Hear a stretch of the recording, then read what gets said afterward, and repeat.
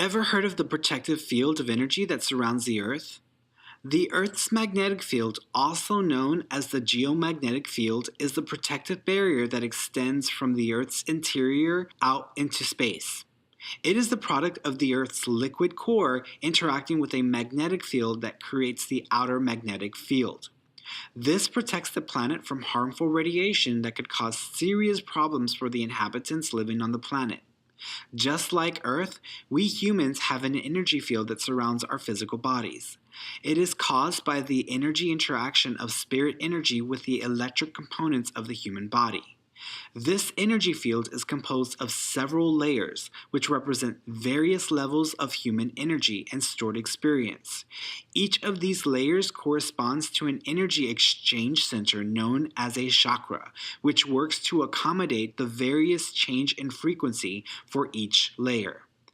There are 7 major layers of the aura energy field, along with 7 major corresponding chakras.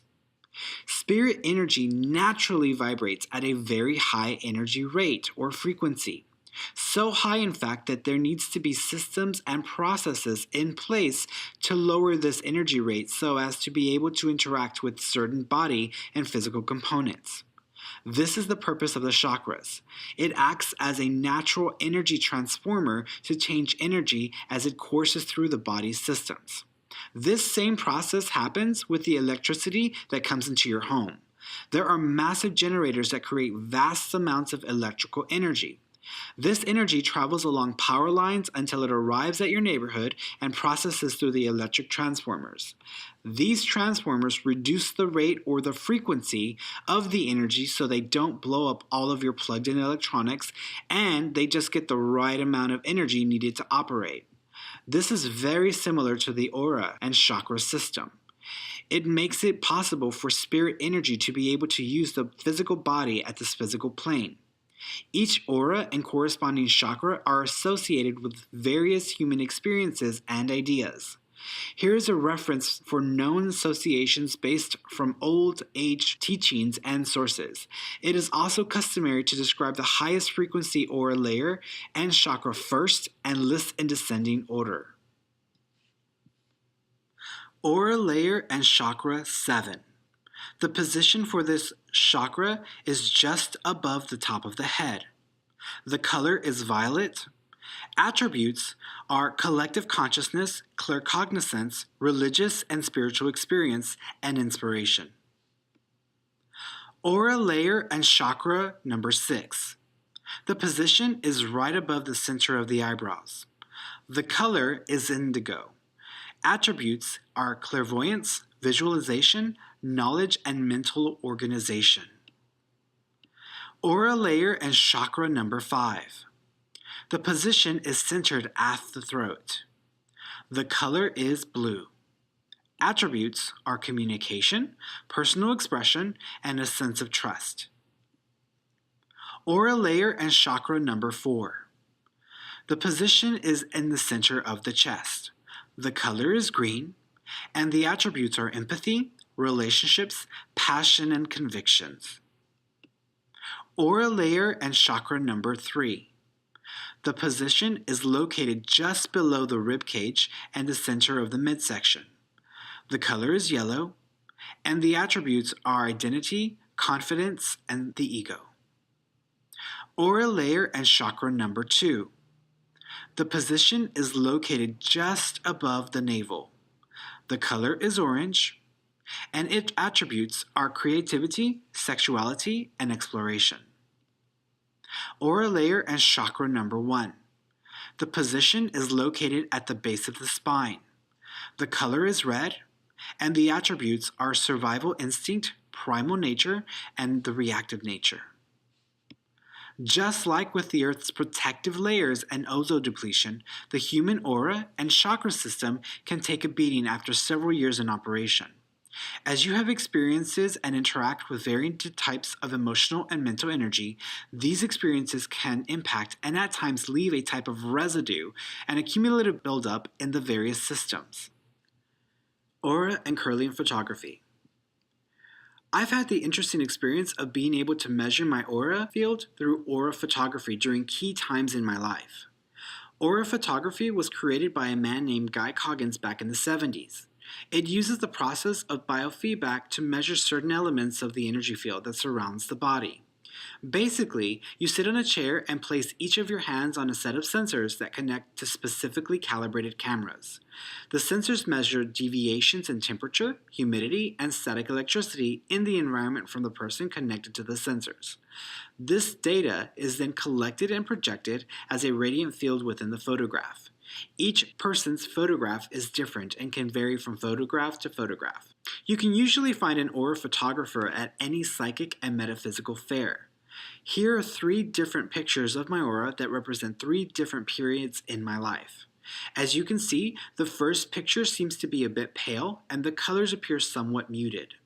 This wasn't a particularly healthy period in my life.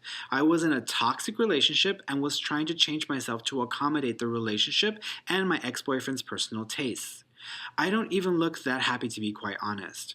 Funny how in retrospect you notice these details, but during that moment you just don't see it.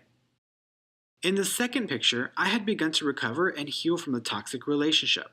I was in a much healthier relationship and was undoing a lot of the issues that had accumulated during the prior situation. I was still very angry and had bouts of aggression due to my shifting emotional nature. You can see an improvement in the coloring of the field. The vibrancy seems to be getting better. There is an area of red in the lower region, but this probably correlates to the increasing anger and aggression I was working through. I also look much better in appearance. By the time the third photograph was taken, I was in a much better place in my life. I had decided to leave my store manager position with Starbucks and was very excited about the work. My passion and business had become my priority, and my relationship was doing very, very well. I'd made peace with a lot of the pain, resentment, and anger I'd had regarding the previous relationship, and I felt more connected spiritually than I'd felt in several years. As you can see, the change is quite obvious in my aura. Whether you are interested in monitoring indicators of the health of your aura or are simply curious, I would highly suggest you have an aura photograph at least once in your lifetime. Here's something interesting to note about readings and the aura. When I began doing psychic readings, I would do them sitting across from the individual or while I had that person on the phone. In an attempt to improve my readings, I began to spend some quality time beforehand, writing down my perceptions regarding each client, and I would refer back to these during the process of the reading. As fate would have it, I started to experience a difference in the information I was tuning into before and during the session. I began to realize that my reading would align with certain ideas and feelings, but then when it came time for the appointment, that same information would morph or change. I didn't know why this was happening. I started to notice a pattern and eventually figured out what was going on. It turns out that I was actually tuning into 2 separate sources of information. When I would take down my initial perceptions, I was using a technique I learned through a psychic detective class I'd been taking. In that class, it was heavily emphasized that we focus on sensing details from a bird's eye view and in an objective fashion. We were not supposed to connect with the spirit directly to get the bulk of our information. This would yield more details that could help the police officers in the case. If we connected to the spirit through mediumship, details could get skewed and the information would be shared through the spirit's personal account, bias, and agenda. This same event was happening when I was doing my psychic readings. When I was alone and in my own energy, I could tune in objectively and without that client's bias overshadowing my senses. It would sometimes conflict with the information I'd sensed in my initial impressions period before the appointment. As a result of this issue, I now spend time before all meetings or appointments and tune in to do the reading. This allows me to give the clients the best information possible without being contaminated by the residual energy stored in their own direct energy field and aura. This is one reason why psychics can vary in answers from one to the next regarding certain issues and questions. If the psychic does not retain their own objectivity, they will become susceptible to the individual's direct bias, and the information becomes less reliable. They essentially become absorbed and overwhelmed with that person's energy as they sit across from them and lose the objectivity.